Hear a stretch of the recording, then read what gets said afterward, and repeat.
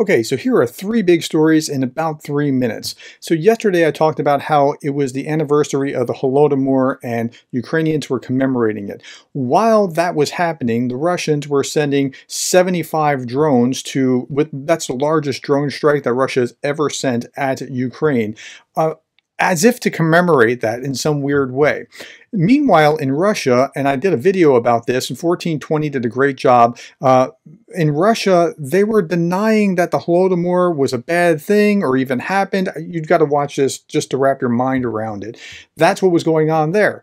So, Ukraine retaliated today against Russia's massive attack with 35 of their own drones, and it wasn't that significant, but it was still sending a message, we will retaliate.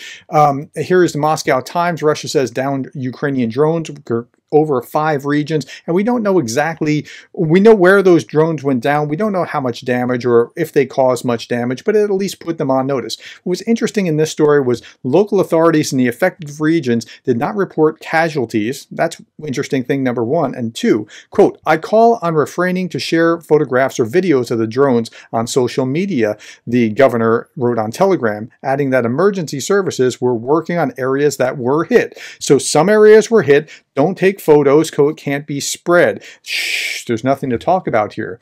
Meanwhile, again, the drones, no major damage reported, but we don't know yet.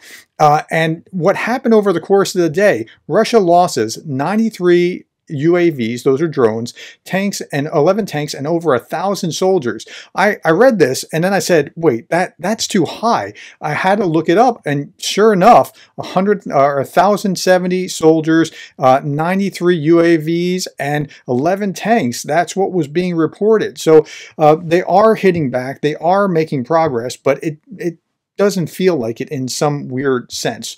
Okay, last article, and I think this is really important for long-term health in Ukraine. Ukraine's arms industry boss calls for a country to be an arsenal of the free world.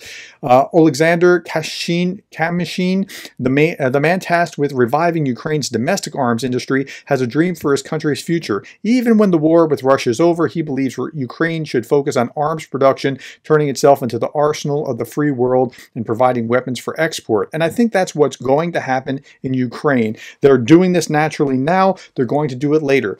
Part of this goes back to the porcupine theory, and that is that even if Ukraine didn't join NATO, could it become such a porcupine, such a threat to Russia, like don't come and attack us because we have all these weapons, that they wouldn't be interested in doing that. And that may be where it's going to go. But it's going to, Ukraine has been changed. Militarily and in arms production, they're going to be a leader within the world moving forward. That's my 3 stories. That's 3 minutes. Thank you for your time, the likes, the shares, the subscribes, and thank you for being the kind of person that cares about Ukraine.